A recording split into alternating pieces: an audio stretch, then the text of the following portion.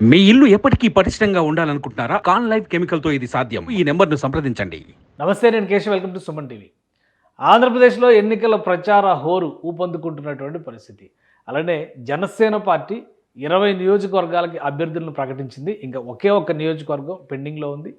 మొదటి దఫా 4 రోజుల పాటు సొంత నియోజకవర్గంలో మకాం వేసి జనసేన అధినేత పవన్ కళ్యాణ్ ప్రచార పర్వాన్ని ఉత్సాహపరిచేటువంటి ప్రయత్నం చేశారు. ఆ తర్వాత జరిగినటువంటి పరిణామాలు అంటే ఆయన అనారోగ్యం పాలవడం, మళ్ళీ ఒక 3 రోజులు బ్రేక్ రావడం, దీని ప్రభావం కానీ, అలానే నియోజకవర్గాల్లో ప్రధానంగా జనసేన ఎంచుకున్నటువంటి సీట్లలో పోటీ పరిస్థితి ఏంటి? ప్రత్యర్థులకు తగ్గట్టుగా జనసేన అభ్యర్థులు వ్యూహాలు పన్నగలుగుతున్నారా? ప్రచారంలో ఊపు తీసుకురాగలుగుతున్నారా?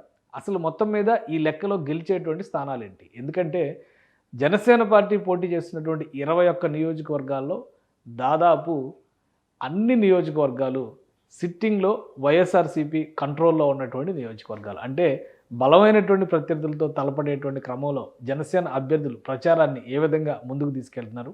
ఇక్కడ గెలిచే అవకాశం ఉన్నటువంటి సీట్లు ఏంటి? టైట్ ఫైట్ ఏ ఏ నియోజకవర్గాల్లో ఉంది? ఈ అంశాలను విశ్లేషించేటువంటి ప్రయత్నం చేద్దాం. జనసేన పార్టీ పోటీ చేస్తున్న 21 నియోజకవర్గాల జాబితా ఇది. మొదట లిస్ట్లో అనౌన్స్ చేసినటువంటి పేర్లతో సహా ఇందులో ఇంకా పెండింగ్లో ఉన్నటువంటి లాస్ట్ నియోజకవర్గం పాలకొండ పెండింగ్లో ఉన్నటువంటి నియోజకవర్గం. సో ఈ ఒక్క నియోజకవర్గం మినహాయిస్తే 20 చోట్ల అభ్యర్థుల్ని జనసేన పార్టీ ప్రకటించేసింది. దానికి సంబంధించి ప్రచార పర్వం కూడా ముందుకు సాగుతున్నటువంటి వాతావరణం ఉంది. పార్టీకి సంబంధించి లోకం మాధవి నెల్లిమర్ల నియోజకవర్గం విజయనగరం, ఉమ్మడి విజయనగరం జిల్లాలో చూస్తే కనుక ఈ నియోజకవర్గం ఫస్ట్ లిస్ట్లోనే ఆమెకు టికెట్ అనౌన్స్ చేశారు. ఇక అనకాపల్లి నియోజకవర్గానికి కొనతాల రామకృష్ణ ఫస్ట్ లిస్ట్లోనే టికెట్ దక్కించుకున్నటువంటి నాయకుడు. ఇక విశాఖపట్నం సౌత్ నుంచి వంశీకృష్ణ శ్రీనివాస్ యాదవ్ మాజీ ఎమ్మెల్సీ, అంటే ఇంకా మాజీ కాలేదు, వైఎస్ఆర్సీపీ నుంచి జనసేన పార్టీలో చేరి టికెట్ దక్కించుకున్నటువంటి నాయకుడు. కాకినాడ రూరల్ నుంచి పంతం నానాజీ, పంతం వెంకటేశ్వరరావు అంటారు, పంతం నానాజీగా పాపులర్ ఆయన అక్కడ బరిలో దిగుతున్నారు. అలానే రాజానగరం నుంచి బత్తుల బలరామకృష్ణ. ఈ పేర్లన్నీ కూడా వంశీకృష్ణ యాదవ్ మినహా, వంశీకృష్ణ యాదవ్ రీసెంట్గా ఒక వారం 10 రోజుల క్రితం ఈ పేరు అనౌన్స్ చేసినటువంటి పరిస్థితి ఉంది జనసేన పార్టీలో. ఇక మిగతా నియోజకవర్గాలకు సంబంధించి నాదెండ్ల మనోహర్ తెనాలి నుంచి వస్తున్నారు. ఈ 5 పేర్లు అయితే ఫస్ట్ లిస్ట్లోనే అనౌన్స్ చేసినటువంటి పేర్లు. అలానే నిడుదవోలు కందుల దుర్గేష్ పోటీ చేస్తున్నారు. పిఠాపురం నుంచి జనసేన పార్టీ అధినేత పవన్ కళ్యాణ్ పోటీ చేస్తున్నారు. రాజోల్ నుంచి దేవవర ప్రసాద్ పోటీ చేస్తున్నారు.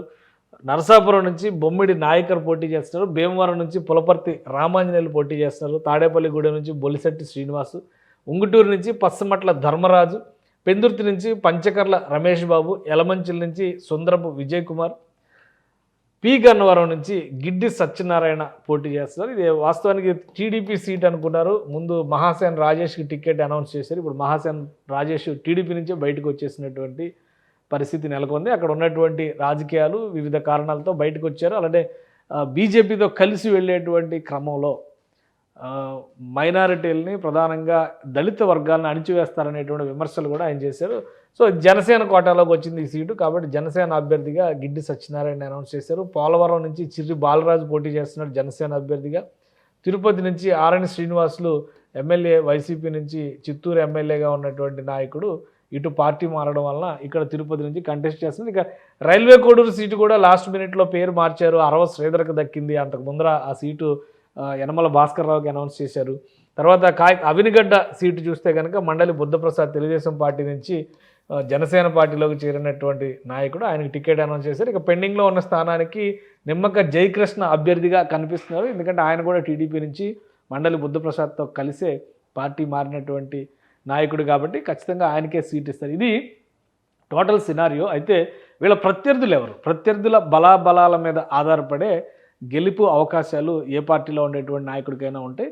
సో వీళ్ళ ప్రత్యర్థులు ఒకసారి చూద్దాం. ఈ లిస్టులో చూస్తే కనుక మొత్తం అన్ని నియోజకవర్గాల్లో కూడా సిట్టింగ్ ఎమ్మెల్యేలతోనే తలపడేటువంటి పరిస్థితి ఉంది, 1-2 నియోజకవర్గాలు మినహా. ప్రధానంగా అనకాపల్లి నియోజకవర్గం సిట్టింగ్ ఎమ్మెల్యేగా ఉన్నటువంటి నాయకుడు, అంటే అది కూడా వైసీపీ స్థానమే, గుడివాడ అమర్నాథ్, ప్రస్తుతం ఆయన మంత్రిగా ఉన్నటువంటి నాయకుడు. ఆయనని కాకుండా అక్కడ మలసల భరత్ కుమార్కి టికెట్ కేటాయించింది వైసీపీ. అంటే ఆయన సిట్టింగ్ కాదు, ఒక ఫ్రెషర్గా ఆయన చూడాల్సి ఉంటుంది. ఇక పిఠాపురం నియోజకవర్గంలో చూస్తే వంగా గీత, ఆమె ఎంపీ వంగా గీత ఎక్కడి నుంచి బరిలోకి దిగుతున్నారు కాబట్టి ఆమె అక్కడ సిట్టింగ్ కాదు, కానీ అది సిట్టింగ్ స్థానం, వైసీపీ సిట్టింగ్ స్థానమే పెండెం దొరబాబు గత ఎన్నికల్లో గెలిచారు.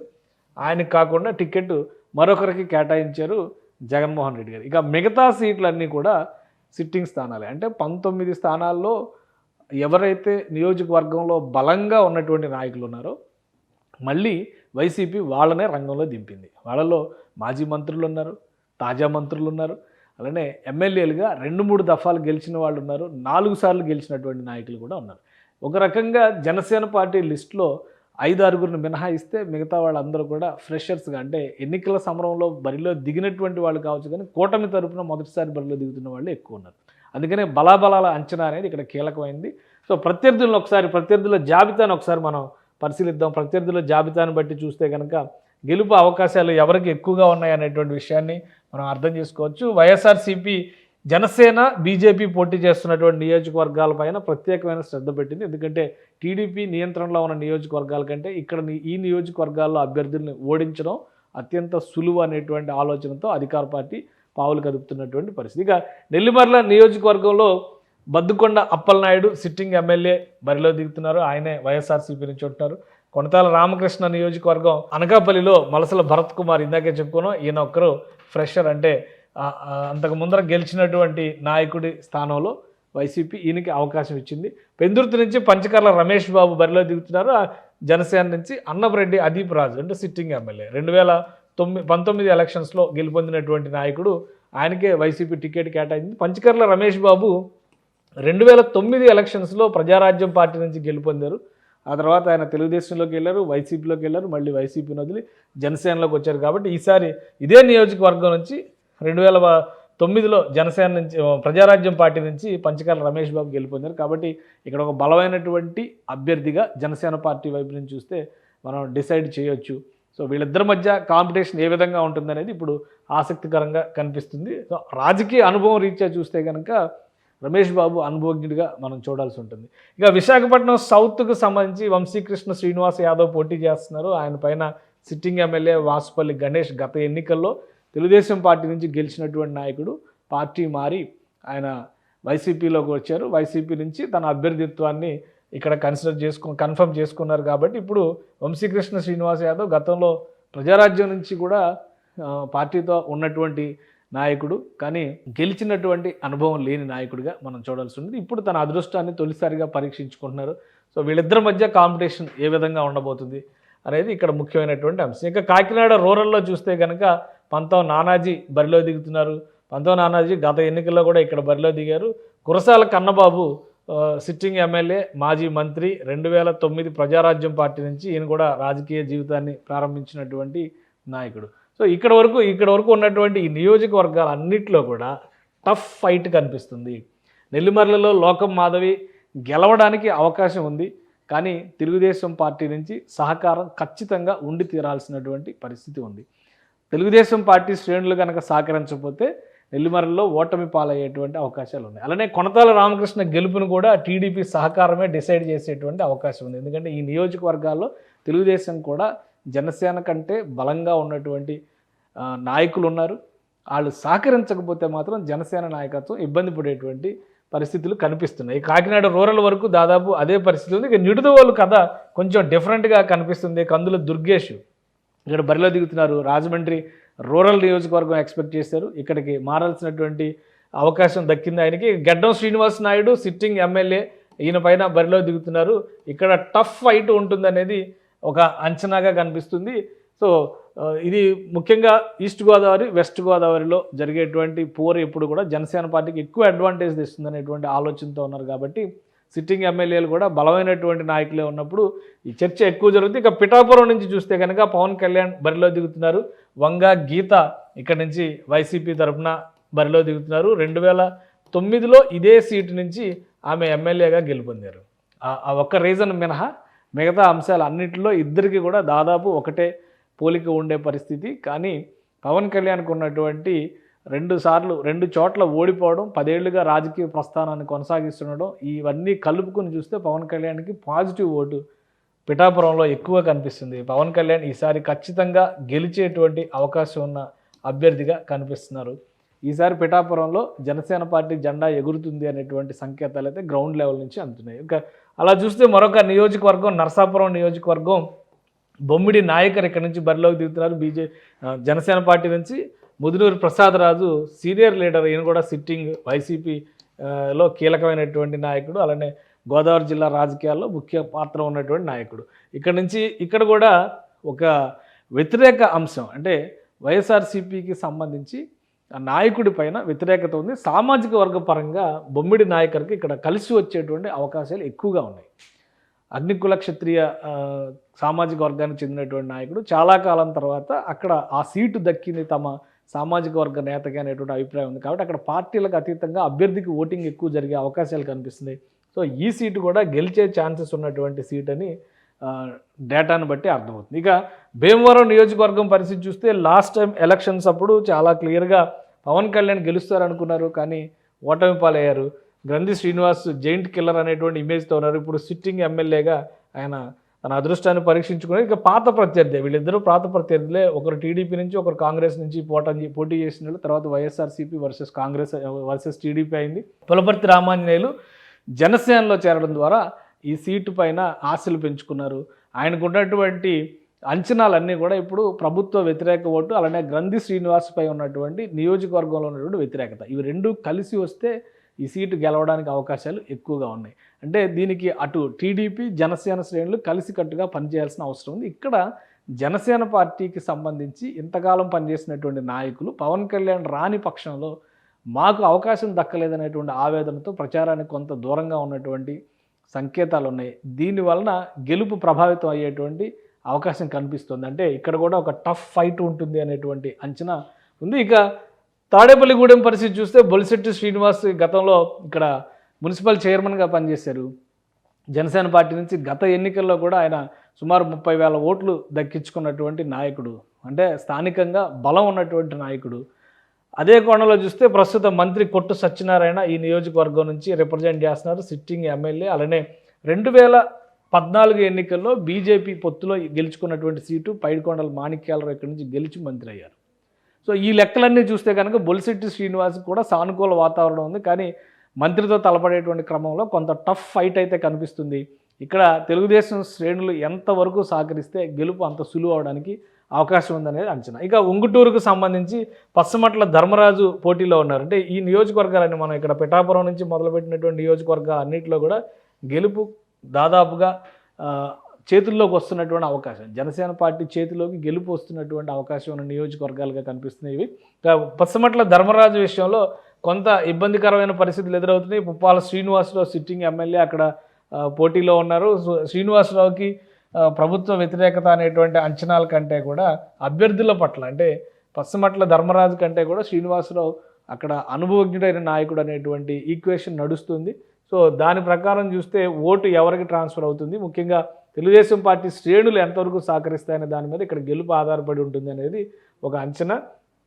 మిగతా నియోజకవర్గాల్లో చూస్తే యలమంచిలి నియోజకవర్గం సుందరం విజయ్ కుమార్ జనసేన నుంచి ఉన్నారు, కన్నబాబు రాజు సిట్టింగ్ స్థానం అది, అక్కడి నుంచి ఆయన బరిలో దిగుతున్నారు. సో ఇక్కడ ఏంటంటే పాత ప్రత్యర్థులే, గత ఎన్నికల్లో కూడా వీళ్ళిద్దరి మధ్య పోటీ హోరాహోరీగా సాగింది, కానీ తెలుగుదేశం పార్టీకి కూడా మంచి నంబర్ ఆఫ్ ఓట్స్ ఉన్నాయి అక్కడ. అందుకని తెలుగుదేశం పార్టీలో ఉన్నటువంటి బలమైన నాయకులు ఈ నియోజకవర్గాన్ని కోల్పోయామనేటువంటి ఆవేదనతో ఉన్నారు.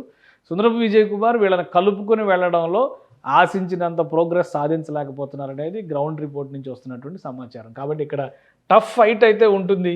గెలుపు డిసైడ్ చేయాలంటే టీడీపీ సపోర్ట్ కంపల్సరీగా జనసేన పార్టీకి అవసరం అనేది ఇక్కడి నుంచి వస్తున్నటువంటి ఇన్ఫర్మేషన్. ఇక రాజానగరం పరిస్థితి కూడా దాదాపుగా అలానే కనిపిస్తుంది. జక్కంపూడి రాజా బలమైనటువంటి నాయకుడు, అక్కడ ఫ్యామిలీ ఈక్వేషన్ ఎక్కువ నడుస్తుంది. అయితే జనసేన పార్టీ మీద సింపతి ఉన్నా కానీ ఆ సింపతిని ఓవర్టేక్ చేసేటువంటి కెపాసిటీలో జక్కంపూడి రాజా ఉన్నారు. ఈయన టికెట్ ఫస్ట్ కన్ఫర్మ్ అయినటువంటి నేపథ్యంలో మొదటి నుంచి కూడా తన వంతుగా నియోజకవర్గంలో రకరకాల కార్యక్రమాలు చేస్తూ ప్రజలకు చేరువయ్యే ప్రయత్నం చేశారు. కానీ కొంతమంది కీలకమైనటువంటి నేతల్ని, తెలుగుదేశం పార్టీలో ఉన్నటువంటి నేతల్ని తన వైపు తిప్పుకోవడంలో కానీ కొన్ని ఏరియాల్లో ప్రచారంలో వస్తున్నటువంటి ఫెయిల్యూర్ వలన వెనుకబడ్డారనేటువంటి రిపోర్ట్స్ వస్తున్నాయి. కాబట్టి రాజానగరంలో కూడా టఫ్ ఫైట్ తప్పదనేటువంటి సంకేతాలు స్పష్టంగా ఉన్నాయి. ఇక తెనాలి నియోజకవర్గం నంబర్ 2 నాదెండ్ల మనోహర్ రిప్రజెంట్ చేస్తున్నటువంటి నియోజకవర్గం. ఇక్కడ అన్నాబత్తిని శివకుమార్ సిట్టింగ్ ఎమ్మెల్యే. అయితే ఇక్కడ ఒక బలమైనటువంటి ఈక్వేషన్ కనిపిస్తుంది. ఎందుకంటే ఆలపాటి రాజా గత మంత్రివర్గంలో మంత్రిగా ఉన్నటువంటిది, అలానే ఆయన ఫ్యామిలీకి సంబంధించి కూడా ఈ నియోజకవర్గంలో చాలా పట్టున్నటువంటి నాయకుడు. వీళ్ళిద్దరి మధ్య సయోధ్య ఇంకా కుదరలేదు అనేటువంటి సంకేతాలు గ్రౌండ్ లెవెల్లో ఎక్కువగా వినిపిస్తున్నటువంటి సంకేతాలు స్పష్టంగా ఉన్నాయి. ఎందుకంటే ఆలపాటి రాజా ఉన్న మీటింగ్లో మనోహర్ ఉండట్లేదు, మనోహర్ ఉన్నటువంటి చోట రాజా ఉండట్లేదు అనేటువంటి విమర్శ వస్తుంది. ఒక బలమైనటువంటి నాయకుడు కాబట్టి ఈ విముఖత కనుక ఇలానే కంటిన్యూ అయితే ఓటు ట్రాన్స్ఫర్ జరగడం కష్టంగా మారే అవకాశం ఉంది. అంతో ఇంతో ఎడ్జి ఉన్నప్పటికీ పక్కాగా గెలుపుని కన్ఫర్మ్ చేసుకోవాలంటే మాత్రం ఈ సయోధ్య అనేది చాలా అవసరంగా తెనాలి నియోజకవర్గంలో కూడా కనిపిస్తుంది. ఇది టఫ్ ఫైట్ ఉన్న సీట్ కేటగిరీలోనే మనం చూడాల్సి ఉంటుంది. ఇక రాజోల్ నియోజకవర్గం పరిస్థితి జనసేన పార్టీకి సంబంధించి ఏకైక నియోజకవర్గం సిట్టింగ్ స్థానం కింద మనం చూడాలి. అయితే తిరుగుబాటు అభ్యర్థిగా వెళ్ళిపోయినప్పటికీ కూడా లాస్ట్ టైం గెలిచింది కాబట్టి జనసేనకు ఒక ప్రత్యేకత ఉన్నటువంటి నియోజకవర్గం. అయితే చివరి నిమిషంలో జరిగినటువంటి బొంతు రాజేశ్వరరావుకి టికెట్ అనేటువంటి ప్రచారం జరిగింది. దేవ వరప్రసాద్కి జనసేన పార్టీ టికెట్ ఇచ్చింది. బ్యూరోక్రటిక్ లైఫ్ నుంచి వచ్చినటువంటి నేపథ్యంలో నియోజకవర్గంలో ఇంకా ఈయన పెద్దగా కనెక్టివిటీ ఏర్పాటు చేసుకున్నటువంటి సంకేతాలు అయితే కనిపించడం లేదు. ఆ కోణంలో చూస్తే ఈయనకంటే బెటర్గా దూసుకెళ్తున్నారు గొల్లపల్లి సూర్యారావు అనేటువంటి అభిప్రాయం ఉంది. ఎందుకంటే టీడీపీ అభ్యర్థిగా లాస్ట్ ఎలక్షన్స్లో రాపాక వరప్రసాద్కి పోటీ ఇచ్చినటువంటి వ్యక్తి. ఇక్కడ జరిగినటువంటి పరిణామాలు జనసేన కోటాలోకి ఈ సీటు వెళ్ళినటువంటి నేపథ్యంలో ఇమ్మీడియట్గా ఆయన టీడీపీని వదిలి వైసీపీలో చేరారు. టికెట్ ఆయనకే కేటాయించారు. రాపాక వరప్రసాద్ సిట్టింగ్ ఎమ్మెల్యేగా ఉన్నటువంటి వ్యక్తిని అమలాపురం ఎంపీ స్థానానికి వైసీపీ పంపించినటువంటి పరిస్థితి ఉంది. సో ఇవన్నీ కూడా గొల్లపల్లి సూర్యారావు కలిసి వస్తున్నాయి. ఇప్పుడు రాపాకకి అయిష్టంగా ఉన్నప్పటికీ కూడా ఇద్దరి మధ్య ఒక సయోధ్య కుదిరింది. గొల్లపల్లి సూర్యారావు గెలుపు కోసం వాళ్ళిద్దరూ కలిసి పనిచేస్తున్నారనేటువంటి సంకేతాలు స్పష్టంగా వస్తున్నటువంటి నేపథ్యంలో దేవవర ప్రసాద్ కొద్దిగా టఫ్ సిచ్యుయేషన్ ఉందన్న విషయాన్ని అర్థం చేసుకోవాల్సి ఉంటుంది. ఇది లాస్ట్ టైం గెలుచుకున్నటువంటి సీటు ఈసారి నిలబెట్టుకుంటుందా లేదా అనేటువంటి సందేహం అయితే చాలా క్లియర్గా ఉంది రాజోలు విషయంలో. ఇక పి గన్నవరం ఎస్సీ రిజర్వ్ నియోజకవర్గం, రాజోలు కూడా ఎస్సీ రిజర్వ్ నియోజకవర్గమే. గిడ్డి సత్యనారాయణకి అభ్యర్థిగా అనౌన్స్ చేశారు. ఫస్ట్ ఇది మహాసేన రాజేష్ అనుకుని చివరికి జనసేన కోటాలోకి వచ్చింది. ఇక్కడ విప్పర్తి వేణుగోపాల్ సిట్టింగ్ ఎమ్మెల్యే. ఇక్కడ చాలా టఫ్ సిచ్యుయేషన్ ఉంది జనసేన పార్టీకి సంబంధించి. బలమైనటువంటి కంపారిటివ్లీ బీజేపీ అభ్యర్థి ఇక్కడ బలంగా ఉన్నారనేటువంటి ఇన్ఫర్మేషన్ అయితే గ్రౌండ్ లెవెల్లో ఉంది. కానీ గిడ్డి సత్యనారాయణ వెళ్తున్నటువంటి విధానం కానీ క్యాంపెయిన్ కానీ అటు టీడీపీ నుంచి ఇటు బీజేపీ నుంచి ఓటు ట్రాన్స్ఫర్ అవడానికి కావాల్సినటువంటి సంకేతాలు అయితే స్పష్టంగా కనిపించడం లేదు. కాబట్టి ఇక్కడ వైసీపీకి ఎక్కువ ఛాన్సెస్ ఉన్నాయని గ్రౌండ్ లెవెల్ నుంచి వస్తున్నటువంటి సమాచారాన్ని బట్టి మనం అర్థం చేసుకోవచ్చు. ఇక పోలవరం ఎస్టీ నియోజకవర్గం పరిస్థితి కూడా దాదాపు పి గన్నవరంలానే ఉంది. చిర్రి బాలరాజుకి ఇక్కడ టికెట్ అప్పగించారు. ఈయన ఏకపక్ష రీతిలో కూటమిని పక్కన పెట్టి తనదైన శైలిలో ప్రచారం చేసుకుంటూ గెలిచినా ఓడినా క్రెడిట్ నాదే అనే రీతిలో వ్యవహరిస్తున్నారు అనేది అక్కడి నుంచి వస్తున్నటువంటి సమాచారం. వాస్తవానికి ఇక్కడ తెల్లం బాలరాజు ఇక్కడ సిట్టింగ్ ఎమ్మెల్యే, కానీ ఆయన ఫ్యామిలీకి సంబంధించి తెల్లం రాజ్యలక్ష్మికి టికెట్ ఇచ్చారు. అయితే నియోజకవర్గంలో ఉన్నటువంటి సమస్యలు, ముఖ్యంగా ఎమ్మెల్యే పనితీరు పైన తీవ్రమైన విముఖత ఉండడం వల్ల జగన్మోహన్ రెడ్డి అభ్యర్థిని మార్చారు. రాజ్యలక్ష్మిని కూడా ఆయన స్థానంలో ప్రజలు నిలదీస్తున్నటువంటి పరిస్థితి ఉంది. దాన్ని ఎన్కాష్ చేసుకోవడంలో మాత్రం కూటమి విఫలమవుతుందని, ప్లస్ బాలరాజు వ్యవహార శైలి మరింత ఇబ్బందికరంగా మారుతుంది. అక్కడ టీడీపీ సహకారం లేకపోతే గట్టి పోటీ ఇచ్చేటువంటి వాతావరణం కూడా లేదు అనే సంకేతాలు గ్రౌండ్ నుంచి వస్తుంది. సో దీన్ని మార్చుకుంటారా లేదా అనేది ఆ పార్టీ నాయకత్వం, ఆ పార్టీ అభ్యర్థులు డిసైడ్ చేసుకోవాల్సినటువంటి అంశం. ఇక తిరుపతి ఆరణి శ్రీనివాసులు చిత్తూరు ఎమ్మెల్యే చివరి నిమిషంలో జనసేనలోకి వచ్చి ఇక్కడ టికెట్ కొట్టారు. ఇక్కడ భూమన అభినయ్ రెడ్డి ఇతను ఫ్రెషరే, కాకపోతే ఏంటంటే ఈ 2 సీట్లు కూడా ఫ్రెష్ క్యాండిడేట్ల కిందే చూడాలి. బట్ వీళ్ళ వెనక ఉన్నటువంటి అభ్యర్థులు సిట్టింగ్ ఎమ్మెల్యేలుగా ఉన్నటువంటి భూమన కరుణాకర్ రెడ్డి కుమారుడు కాబట్టి ఇక్కడ ఆల్రెడీ తిరుపతి మేయర్గా ఆయన సర్వీసెస్ చేశారు. ఆయన మీద చాలా విమర్శలు ఉన్నాయి, ఆరోపణలు వస్తున్నాయి. అయినప్పటికీ కూడా భూమన ఫ్యామిలీ నుంచి కాబట్టి ఒక బలమైనటువంటి సంకేతాలు వాళ్ళు ఇచ్చేటువంటి ప్రయత్నం చేస్తున్నారు. సో మనం ముందు అనుకున్నట్టుగా ఇద్దరు సిట్టింగ్ ఫ్యామిలీ మెంబర్స్ ఉన్నారు. అంటే ఇద్దరు ఫ్రెషర్స్ అనుకుంటే కనుక ఇక్కడ సిట్టింగ్ ఫ్యామిలీ మెంబర్స్లో ఇద్దరు కనిపిస్తున్నారు. మొత్తం 4 సీట్లు డిఫరెంట్గా కనిపిస్తుంది. మిగతా అన్నీ కూడా పక్కాగా ఎవరు సిట్టింగ్లో ఉన్నారో వాళ్ళకే సీట్లు ఇచ్చారు. సో ఈ 4లో కూడా బలమైన కుటుంబాలని బరిలో దింపారు కాబట్టి అక్కడి నుంచి కూడా టఫ్ ఫైట్ వస్తుంది అనేది క్లియర్గా కనిపిస్తున్నటువంటి సంకేతం. ఆర్ఎన్ శ్రీనివాసులకి జనసేన తిరుపతిలో ఉన్నటువంటి నాయకుల నుంచే యాక్సెప్టెన్స్ తక్కువగా ఉంది. టీడీపీ నుంచి సమన్వయం మరింత తక్కువగా ఉంది. బీజేపీ నాయకత్వం కూడా తిరుపతిలో యాక్టివ్గా పనిచేస్తున్నటువంటి చరిత్ర ఉంది. ఆ యాక్టివిటీని జనసేన అభ్యర్థిగా ఆర్ఎన్ శ్రీనివాసులు రాబట్టుకోలేకపోతున్నారు అనేటువంటి సంకేతాలు ఉన్నాయి. కాబట్టి ఈ పరిస్థితులు మారకపోతే కనుక ఆర్ఎన్ శ్రీనివాసులు తిరుపతి సీట్ని బొమ్మన అభినయ్ రెడ్డి చేతిలో పెట్టినట్టుగానే లోకల్గా టాక్ నడుస్తుంది. ఇక రైల్వే కోడూరు ఎస్సీ రిజర్వ్ నియోజకవర్గంకి సంబంధించి చివరి నిమిషంలో అభ్యర్థిని మార్చారు. ఆరవ శ్రీధర్కి ఇచ్చారు. కొరుముట్ల శ్రీనివాసులు ఇప్పటికే అక్కడ 4 సార్లు గెలిచినటువంటి ఎమ్మెల్యే.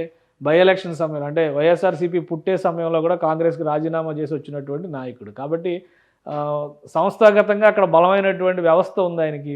అది తట్టుకునేటువంటి క్రమంలో అరవ శ్రీధర్ కెపాసిటీ అనేది సరిపోతుందా లేదా అనేది సందేహం. అలానే అతనితో తెలుగుదేశం పార్టీ సమన్వయం చేసుకుంటేనే గెలవడానికి కూడా కొంతవరకు ఛాన్సెస్ ఉంటాయనేటువంటి అభిప్రాయం ఉంది. ఇక అవినగడ్డ నియోజకవర్గం లాస్ట్ మినిట్లో మండలి బుద్ధప్రసాద్కి సీట్ దక్కింది. సింహాద్రి రమేష్ సిట్టింగ్ ఎమ్మెల్యేగా అక్కడి నుంచి ఉన్నారు.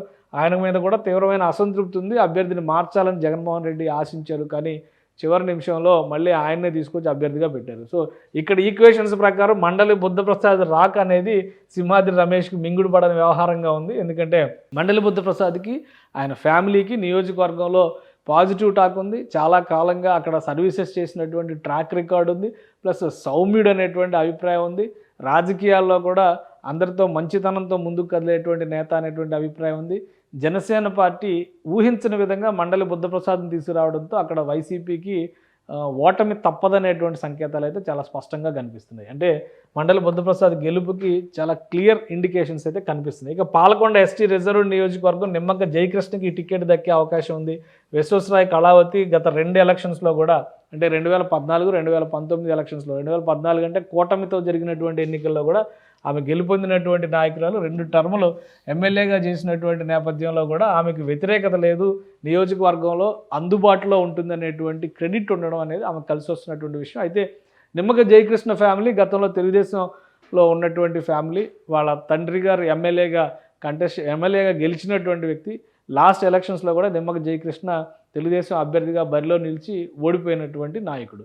సో ఈసారి అతని మీద సింపతి క్యారీ ఫార్వర్డ్ అవుతుంది. జనసేన క్యాడర్ కూడా అక్కడ కలిస్తే కొంత పాజిటివిటీకి అవకాశం ఉందనేటువంటి సంకేతాలు ఉన్నాయి. కొంతవరకు టఫ్ ఫైట్ ఇవ్వడానికైతే సంకేతాలు కనిపిస్తాయి. ఇది మొత్తంగా సినారియో చూస్తే కనుక ఇది జనసేన పార్టీ అభ్యర్థులకి సంబంధించి ఓవరాల్గా ఒకసారి మనం చూద్దాం. ఎక్కడ ఈజీగా గెలిచే అవకాశం ఉన్న నియోజకవర్గాలు ఉన్నాయి, ఎక్కడ టఫ్ ఫైట్ ఉంది, ఓడిపోతారు అనేటువంటి క్లారిటీ ఉన్నటువంటి నియోజకవర్గాలు ఏంటి జనసేనకు సంబంధించి ఒకసారి చూద్దాం. ఇది ఓవరాల్గా ఉన్నటువంటి నియోజకవర్గాల పరిస్థితి చూస్తే మొత్తంగా జనసేన పార్టీ పక్కాగా గెలుస్తుంది అనేటువంటి సంకేతాలు వస్తున్న నియోజకవర్గాలు 4 నియోజకవర్గాలు అయితే స్పష్టంగా కనిపిస్తున్నాయి. పెందుర్తి పంచకర్ల రమేష్ బాబు, పిఠాపురం పవన్ కళ్యాణ్, నరసాపురం బొమ్మిడి నాయకర్, అవినగడ్డ మండలి బుద్ధప్రసాద్, ఈ 4 అయితే పక్కగా గెలుస్తారనేటువంటి సంకేతాలు స్పష్టంగా ఉన్నాయి.